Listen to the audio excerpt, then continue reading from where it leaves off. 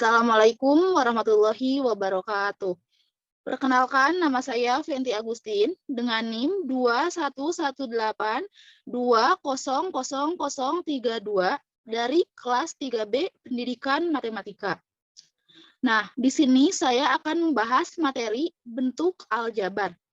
Pada bagian pertama ini, kita akan membahas apa itu pengenalan bentuk aljabar, unsur-unsur bentuk aljabar, dan bagaimana mengurutkan bangun aljabar.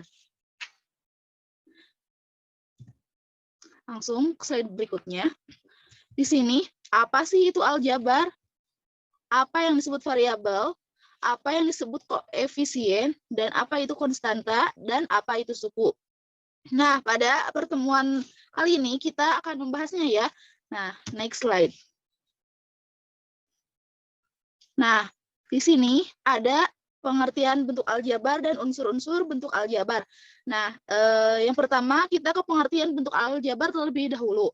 Bentuk aljabar adalah suatu bentuk matematika yang dalam penyajiannya memuat huruf-huruf kecil A, B, C, D, sampai Z untuk mewakili bagian yang belum diketahui. Bentuk aljabar merupakan bentuk operasi atau pengerjaan hitung yang terdiri dari satu atau beberapa suku yang melibatkan peubah atau variabel. Nah, di sini juga ada unsur-unsur bentuk aljabar. Di antaranya unsur-unsur bentuk aljabar itu di sini ada 4, yaitu variabel, koefisien, konstanta, dan suku. Variabel yaitu lambang pada bentuk aljabar yang dinyatakan dengan huruf kecil A, B, C, D, sampai Z. Dan koefisien yaitu bilangan yang memuat satu variabel, konstanta yaitu bilangan yang tidak memuat satu variabel, dan suku yaitu bagian dari bentuk aljabar yang dipisahkan oleh operasi hitung. Baik, kita sekarang langsung saja ke contoh ya. Ke contoh. Ini kakak kasih 2 contoh. Nah, contoh yang pertama yaitu negatif 3A pangkat 3 B kuadrat ditambah 3A kuadrat ditambah 5B pangkat 5 dikurangi 5AB kuadrat ditambah 3. Nah, sebelum kita akan membahas soal yang pertama ini, nah, jadi di matematika itu bukan hanya sekedar angka saja ya. Nah, pada pertemuan kali ini kita akan bermain dengan huruf begitupun angka. Nah, langsung saja ya ke pengerjaannya. Nah, di sini kita akan menentukan mana yang bagian suku, variabel, dan koefisien. Nah, yang pertama itu suku. Suku itu tadi apa? Bagian dari bentuk aljabar yang dipisahkan oleh operasi hitung. Jadi suku itu yang dipisahkan oleh operasi hitung. Nah, misal di sini suku yang pertama yang mana? Berarti yang ini ya.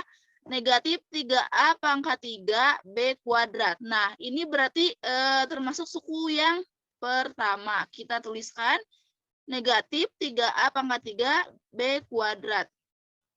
Nah, jadi si sukunya itu tidak sampai yang ini, tambah 3A kuadrat, tidak. Karena kan tadi suku itu dipisahkan oleh operasi hitung. Nah, jadi si 3A kuadrat ini berarti sudah termasuk suku yang kedua.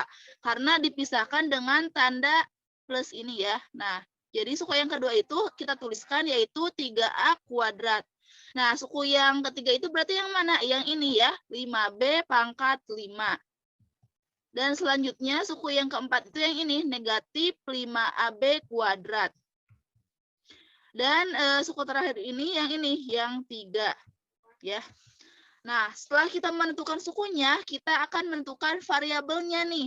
Nah, tadi variabel itu pengertiannya itu lambang pada bentuk aljabar yang dinyatakan dengan huruf kecil A, B, C, D, sampai Z. Nah, jadi si variabel itu huruf-hurufnya ya, biar lebih simpel bisa juga disebut huruf-hurufnya. Nah, berarti di sini kita lihat berarti hurufnya yang mana? Yang ini ya, A pangkat 3 B kuadrat, lalu A kuadrat B pangkat 5 AB kuadrat ya. Yang ini. Nah, kita langsung tulisan aja di variabelnya yang tadi. Jadi si variabel mah cuma huruf-hurufnya saja. Nah, jadi perlu kita ingat ya, si variabel mah tidak dengan tanda positif negatifnya. Jadi di variabel mah huruf-hurufnya saja. Kecuali koefisien maupun suku, nah itu harus dibawa tanda positif dan negatifnya gitu. Baik, di sini sekarang koefisien. Koefisien itu bilangan yang memuat satu variabel ataupun bilangan depannya gitu.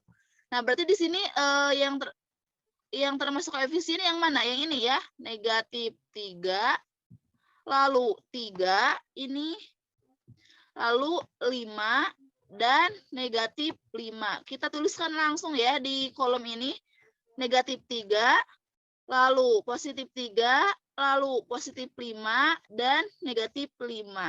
Nah, si 3 ini tidak termasuk koefisien ya, karena dia tidak memiliki variabel. Karena koefisien itu bilangan yang memuat satu variabel, sedangkan 3 ini tidak memuat satu variabel ya. Nah, setelah kita lihat ya, yang bagian suku yang mana, variabel yang mana, koefisien. Nah, sekarang tinggal kita akan menentukan konstanta. Nah, coba lihat di sini. Nah, di sini ada satu suku tanpa variabel. Berarti ini termasuk konstanta. Karena konstanta itu tadi definisinya itu ini, bilangan yang tidak memuat satu variabel. Nah, jadi si positif 3 ini termasuk konstanta ya. Nah, dan juga yang positif ini nih, tanda positif ini. Nah, bisa dituliskan maupun tidak, asalkan yang penting nanti jika di depan angkanya tandanya negatif, maka itu perlu dituliskan. Sedangkan jika di depannya tandanya positif, bisa dituliskan maupun dihilangkan ya, jika tanda positif mah. Asalkan tanda negatif mah harus ditulis. Nah, kita lanjut ke contoh yang kedua. Di sini ada 5x pangkat 3 dikurangi 8x kuadrat ditambah 4y pangkat 5 dikurangi 15z kuadrat ditambah 8. Nah, sama di sini juga kita akan menentukan suku, variabel, koefisien, dan konstantanya. Nah, tadi sukunya itu berarti yang mana di sini? Nah, sukunya itu berarti yang ini ya. 5x pangkat 3, lalu negatif 8x pangkat 2, positif 4y pangkat 5, negatif 15z pangkat 2, awas ya, si tanda negatifnya jangan sampai ketinggalan, dan positif 8. Sedangkan tanda positifnya mah boleh ditulis, boleh juga tidak ya. Nah, sekarang setelah menentukan sukunya, kita akan menentukan variabelnya. Ingat, variabel itu hurufnya. Nah, jadi hurufnya ya, variabel itu hurufnya, dan tidak perlu dibawa dengan tanda positif negatifnya. Berarti di sini hurufnya yang mana? Yang ini ya. X pangkat 3, X pangkat 2, mohon maaf ya ini. Nah, X pangkat 2, dan Y pangkat 5, lalu Z pangkat 2. Nah, setelah menentukan variabelnya, kita tentukan koefisiennya. Koefisien itu lebih simpelnya itu bilangan yang di depannya. Atau koefisien itu bilangan yang memuat satu variabel. Berarti kalau bilangan yang di depannya yang mana? Yang ini ya. Nah, 5, negatif 8. Awas ya, koefisien harus dibawa tanda positif negatifnya. Lalu 4, dan negatif 15. Nah, si angka 8 ini tidak termasuk koefisien ya, karena dia tidak memuat variabel. Nah, sekarang kan konstanta itu bilangan yang tidak memuat satu variabel, berarti si 8 ini termasuk ke konstanta karena dia tidak memuat satu variabel. Nah, baik, kita lanjut ke materi berikutnya, yaitu menyusun aljabar. Nah, menyusun aljabar itu penting. Kenapa? Karena nanti ketika kita menjumlahkan maupun mengurangkan ataupun operasi lainnya, itu harus disusun supaya lebih memudahkan kita untuk menjumlahkan ataupun mengurangkan maupun operasi perkalian dan pembagian. Atau ada yang hanya soal-soal disuruh untuk disusun ya. Nah, kita langsung saja ya ke contoh soalnya biar kita paham bagaimana nih cara menyusun aljabar itu.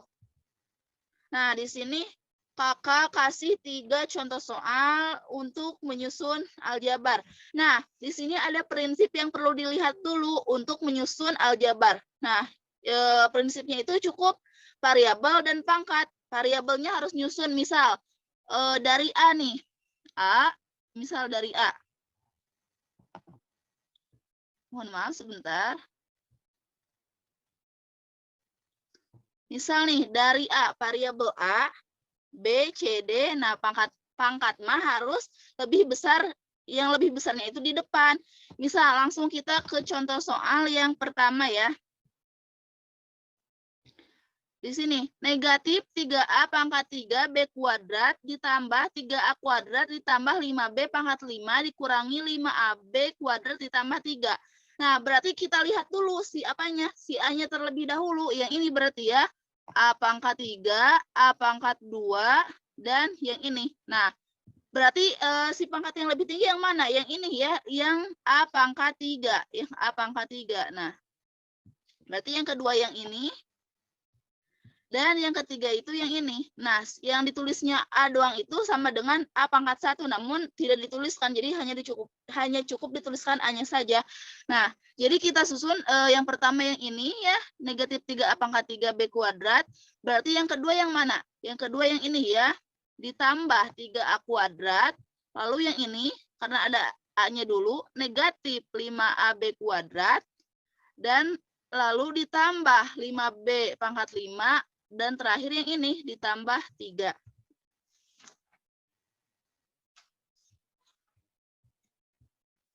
Nah, itu ya. Sudah benar kan? Lihat kan? Nah, contoh yang kedua dan ketiganya juga sama. Kita susun dulu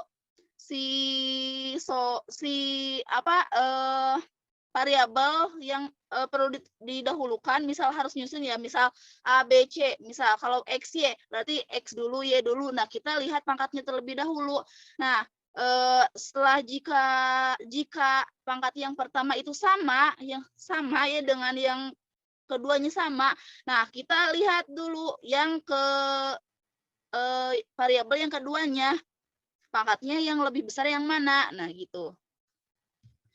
Nah, yang soal yang ketiga juga sama ya, seperti itu. Sama seperti yang contoh yang ke-1 dan yang kedua. Baik, itu untuk video pertama mengenai pengenalan bentuk aljabar, unsur-unsur bentuk aljabar, dan mengurutkan bentuk aljabar. Terima kasih yang sudah menonton. Semoga video ini membantu dan bermanfaat. Wassalamualaikum warahmatullahi wabarakatuh.